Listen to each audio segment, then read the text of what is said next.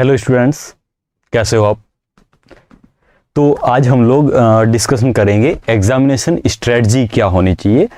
Majorly हम बात करेंगे कि पेपर को अटेंड कैसे किया जाए, टाइम मैनेजमेंट कैसे किया जाए, क्या प्रोसेस आपको फॉलो करना चाहिए सो दैट आप उस गिवन टाइम के अंदर मैक्सिमम आउटपुट दे सको। ठीक है, चलो देखते हैं इसमें क्या स्टेप्स है। हमारा गोल क्या है, आप सभी को पता है हमारा गोल क्या है, एग्जाम क्रैक करना। पीएचडी उसके बाद होती है। अब कई लोग दिल लगा के बैठ जाते हैं कि बस हमें तो यहीं पर पीएचडी करनी है, एक क्वेश्चन को पकड़ लेते हैं और उसी पे अटके रह जाते हैं, तब तक टाइम चला जाता है। तो आपको एग्जाम क्रैक करना है, सबसे पहले इंपॉर्टेंट ये है, ये चीज माइंड में रखनी है। ठीक है, चलो देखते हैं स्ट्रेटजी फॉर एग्जामिनेशन, जैसा कि आप स्लाइड में देख रहे हैं। चलो बात करते हैं।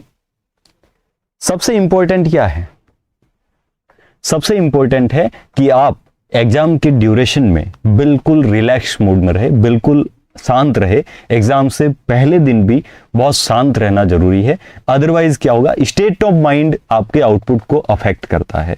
अगर आप शांत नहीं है, स्टेट ऑफ माइंड सही नहीं है, तो फिर आउटपुट वैसा नहीं आएगा जैसा उम्मीद कर रहे हो। और घबराने से होगा भी क्या, ये सिर्फ एक चीज हो सकती है घबराने से, वो है नुकसान। इसके अलावा कुछ भी नहीं हो सकता। कई लोग आपने अपने आसपास में देखा होगा, बहुत सारे लोग होते हैं जो एग्जाम्स के टाइम इतना डिस्ट्रैक्ट हो जाते हैं, इतना मतलब परेशान रहते हैं कि बस उनसे बात करो तो लगता है कि अभी लड़ लेगा, ये कर लेगा, इतना परेशान रहते हैं। पर उससे कुछ नहीं होने वाला, उससे नुकसान होगा। एग्जाम में आपका स्टेट ऑफ माइंड ही सही नहीं है तो वो क्वेश्चन सही करेगा कैसे। रिलैक्स होना बहुत जरूरी है।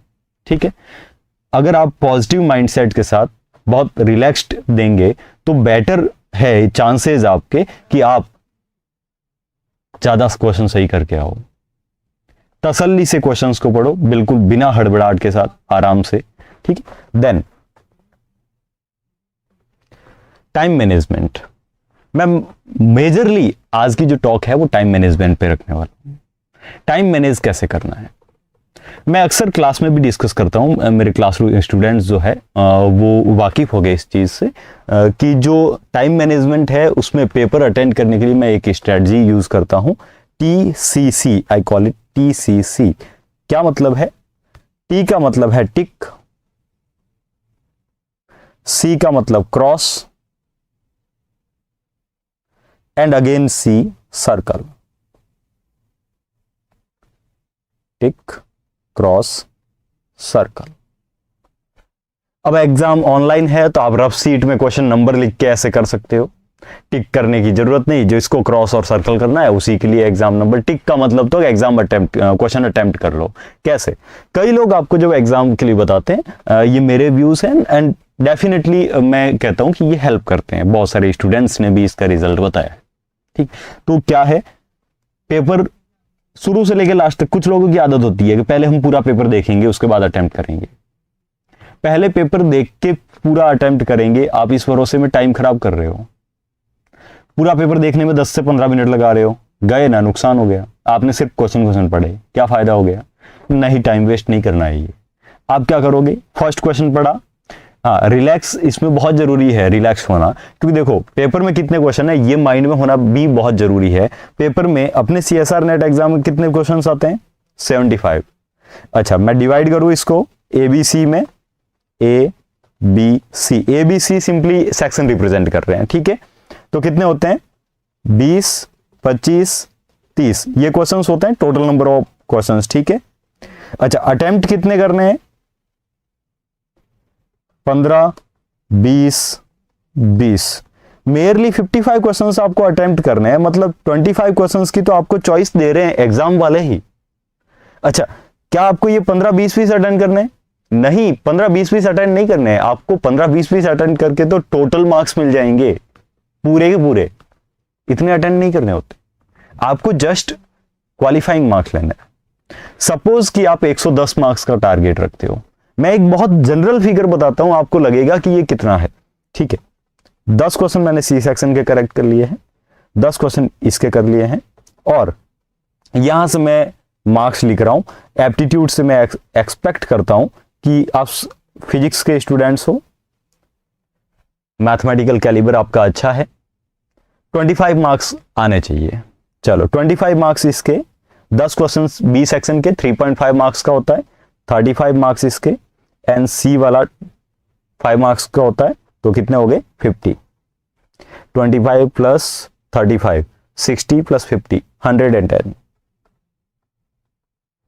अच्छा, सेक्शन बी में भी ये 10 के आसपास ही हो रहा है।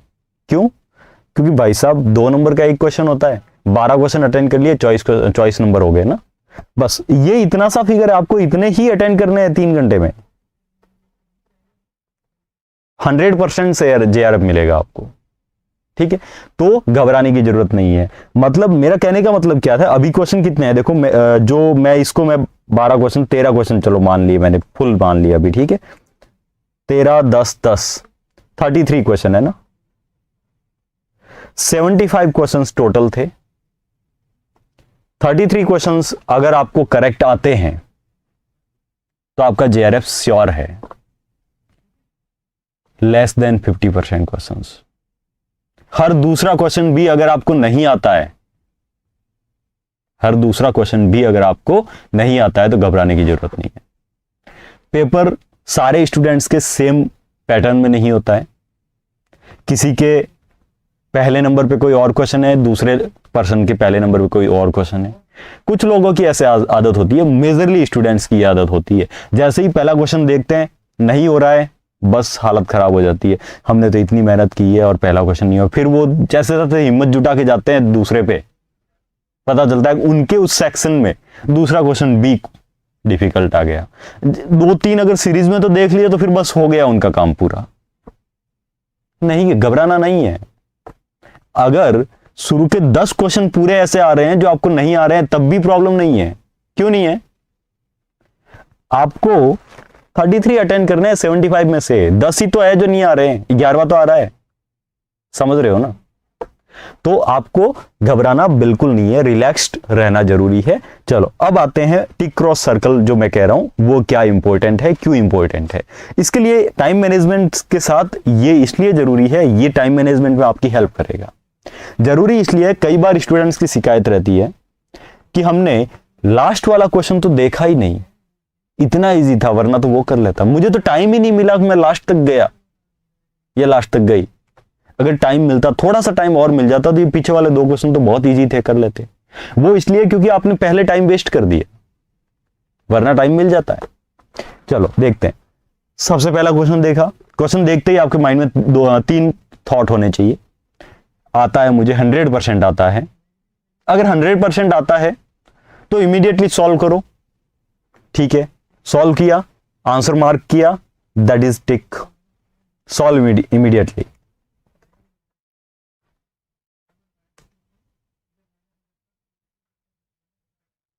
ठीक है। सेकंड, कुछ क्वेश्चंस ऐसे होते हैं कि देखते ही लगता है ये कहां से आ गया, ये तो आउट ऑफ सिलेबस है, बिल्कुल देखा ही नहीं, कभी शक्ल ही नहीं देखी इसकी, कैसे करेंगे भाई? तो दिमाग नहीं लगाना है। जब आपको पहला थॉट ही ऐसा आ गया कि ये क्वेश्चन ऐसा, तो हमने कोई कंसेप्ट पढ़ा ही नहीं, ना सर ने पढ़ाया ना हमने पढ़ा, ये कहां से आ गया, कैसे करेंगे? तो दिमाग लगा कि क्या होगा, नेगेटिव होगा, छोड़ो उसको देखना ही नहीं है। एक बार पढ़ लिया, वो भी ज्यादा टाइम दे दिया उसको, है ना? तो क्रॉस करो, काटो उसको, नंबर लिख के काट लो इसको, कि अगली बार जब ये नंबर दिखे तो क्वेश्चन पढ़ने की भी जरूरत नहीं करनी है। ठीक है। कुछ क्वेश्चंस ऐसे होते हैं जो आपको लगता है कि ये मैं कर तो सकता हूं पर इमीडिएटली सॉल्व नहीं कर सकता इसको, मतलब ऐसे कुछ डाउट लग रहा है, यार पढ़ा तो था पर एग्जैक्ट याद नहीं आ रहा, या तो फॉर्मूला याद नहीं आ रहा या एग्जैक्ट तरीका याद नहीं आ रहा, आपको कंफ्यूजन हो रहा है कि 2 तरीके हैं, इसको किससे करते हैं समझ नहीं आ रहा, ए वाले से करते हैं या बी तरीके से करते हैं, यानी डाउटफुल हो आप। ठीक है, उसको सर्कल करो। सर्कल क्यों करना है? क्योंकि एक बार ये प्रोसेस फॉलो करते हुए आप जब लास्ट क्वेश्चन तक जाओगे, पहला राउंड आपका जब होगा तो पहले राउंड में आप वो सारे क्वेश्चंस कर चुके होंगे टिक कर करके। आपने अभी क्या किया, देखो सबसे पहले जो आ रहा था उसको टिक कर लिया, हाथों सॉल्व कर दिया, जो बिल्कुल ही नहीं देखा उसको क्रॉस कर दिया, गोली मारो इसको काटो। तीसरा, जिसमें डाउटफुल है उसको नंबर नोट किया है कि yes this question has to be revisited. Okay, then first round complete, 3 घंटे का समय होता है, ठीक है। 35 मिनट के अराउंड आप एप्टीट्यूड को दो आराम से। आपकी चॉइस है कि एप्टीट्यूड पहले करना है बाद में करना है, ये कंप्लीटली आपकी चॉइस है। आप किस में कंफर्टेबल हो, कौन से पार्ट में, वो अपने हिसाब से करो, सबका अलग अलग होता है, ठीक है। उसके बाद 35 मिनट कट कर दिए, मतलब 2.5 घंटे 2 घंटे 25 मिनट आपके पास बचे हैं। उसमें से जो 1.5 घंटा है आपके पास, वो 1.5 घंटा इस फर्स्ट राउंड को देना है आपको, ठीक है। फर्स्ट राउंड में कंप्लीट हो गया। अब किसी को थोड़ा सा ज्यादा टाइम लग जाता है तो भी कोई दिक्कत नहीं है। क्यों? क्योंकि इसमें नेगेटिव के चांसेस तो है ही नहीं। कंप्लीटली आपने वो क्वेश्चंस ही अटेंड किया जिसमें आप 100% श्योर थे, no negative. Then second round start करोगे। अब आपके पास सपोज बचा है 1 घंटा, थोड़ा बहुत एक्स्ट्रा लग गया इनमें तो चलो 50 मिनट। अब 50 मिनट खेलने का समय है। क्या करना है? आपने जो राउंड किया था ना, गोले किए थे कि ये क्वेश्चंस डाउटफुल है, उनको अब फुल टाइम दो। उनमें आपको डेफिनेटली प्रायोरिटी लगी होगी कि ये क्वेश्चन थोड़ा सा इसमें डाउटफुल है, पर ये थोड़ा सा मेरे ज्यादा फेमिलियर है, ये थोड़ा सा कम है। तो अब वो आप आराम से खेलो उस क्वेश्चंस के साथ, पेशेंस के साथ, बिना हड़बड़ाहट के साथ उन क्वेश्चंस को सॉल्व करो। तुक्का नहीं मारना है, तुक्का नहीं मारना है, ठीक है। पेशेंस के साथ क्वेश्चंस को सॉल्व करो डिफरेंट वे से। अब आप कर पाओगे, क्यों? क्योंकि आपके पास टाइम फुल है। एक बार सारा पेपर जो आता था आपको वो तो हो गया है, ठीक है। तो ये माइंड में रखें, इससे टाइम मैनेज हो जाएगा।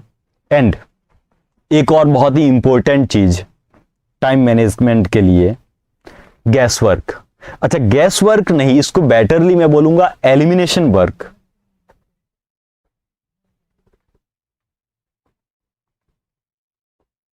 एलिमिनेशन कैसे करना है? फिजिक्स के कुछ फायदा हमें मिलता है फिजिक्स के एग्जाम्स में, कि कई बार क्वेश्चंस में क्या होता है कि आपको सिंपली या तो डायरेक्शन देखनी होती है। जब कुछ ऐसा पूछा है, कुछ बड़ा सा पूछा है, सपोज पॉइंटिंग वेक्टर निकालने का पूछ लिया है, इलेक्ट्रिक फील्ड का पूछ लिया है, कुछ आर्बिट्रेरी चार्ज डेंसिटी ऐसी कुछ दे रखी है, आप देखिए क्या आप डायरेक्टली विदाउट एनी कैलकुलेशन बहुत जल्दी से उसकी डायरेक्शन डिटरमाइन कर सकते हैं क्या? और चेक करिए ऑप्शंस में, कई बार ऐसा होता है कि डिजायर्ड आंसर, डिजायर्ड डायरेक्शन सिर्फ एक ऑप्शन में होती है। जैसे ही डायरेक्शन मैच हुई आप टिक करो, सॉल्व करने की जरूरत नहीं है। वहां पे किसी को प्रूव नहीं करना है कि मुझे इसका सॉल्यूशन आता है। अगर आपको उसका सॉल्यूशन नहीं भी आता है लेकिन आप डायरेक्शन निकालना जानते हैं, क्वेश्चन करेक्ट हो गया। समझे? सेकंड, कई बार ऐसे कुछ ज्यादा नहीं बट कई बार ऐसे कुछ क्वेश्चंस आ जाते हैं जहां पे आप सिर्फ डायमेंशन देखते हो कि अच्छा आंसर किलोग्राम की फॉर्म में आना चाहिए, ऐसा कुछ होना चाहिए। डायमेंशन मैच करो, डायमेंशन से एक ऑप्शन मैच हो रहा है तो करेक्ट आंसर हो गया। हमेशा जो आंसर करेक्ट है, जैसे टाइम पीरियड निकालने का पूछा है लेकिन डायमेंशन जो है उसमें किसी का टाइम मैच ही नहीं कर रहा है, तो एलिमिनेट हो गया ना कि ये तो आंसर हो ही नहीं सकता। ये शॉर्ट बिल्कुल, मतलब 5-10 सेकंड के अंदर आपको ये चीज पता चलना नहीं तो फिर सॉल्व करना ही है। तो इन तरीकों से आप एलिमिनेशन कर सकते हो, ये आपका टाइम सेव कर सकता है। और लास्ट नोट पे, आज के इस एंडिंग नोट के साथ बोलूंगा कि आपको जज्बाती नहीं होना है, चैलेंज नहीं लेना है, ध्यान रखना है। क्वेश्चन से दिल नहीं लगाना है कि बस ये क्वेश्चन कैसे आ गया, मैंने तो क्वांटम मैकेनिक्स की इतनी तैयारी की थी और ये क्वांटम मैकेनिक्स का क्वेश्चन कैसे छोड़ दूं। फिर लग जाते हैं वहीं पे क्वांटम मैकेनिक्स का क्वेश्चन लेके 15 मिनट में। अरे भाई 15 मिनट में सॉल्व कर भी लिया तो कौन सा जग जीत लिया, नुकसान कर दिया बहुत बड़ा अपना। उस 15 मिनट में आप दूसरे 15 क्वेश्चन कर सकते थे, समझे? तो कई बार उस टिक के साथ ऐसे भी सोचना है, क्वेश्चन कर सकता हूं, बहुत ज्यादा लेंथी है, उसको टिक नहीं करना है, यानी इमीडिएटली सॉल्व नहीं करना है। आपको लग रहा है कि बहुत ज्यादा लेंथी है, पता नहीं कैलकुलेशन मिस्टेक भी हो सकती है, राउंड करो, बाद में देखेंगे। अभी जो इमीडिएटली जल्दी कम टाइम में सॉल्व हो रहा है उसको सबसे पहले राउंड में सॉल्व करना है, ठीक है? तो इसी के साथ आज विदा लेते हैं। Thank you.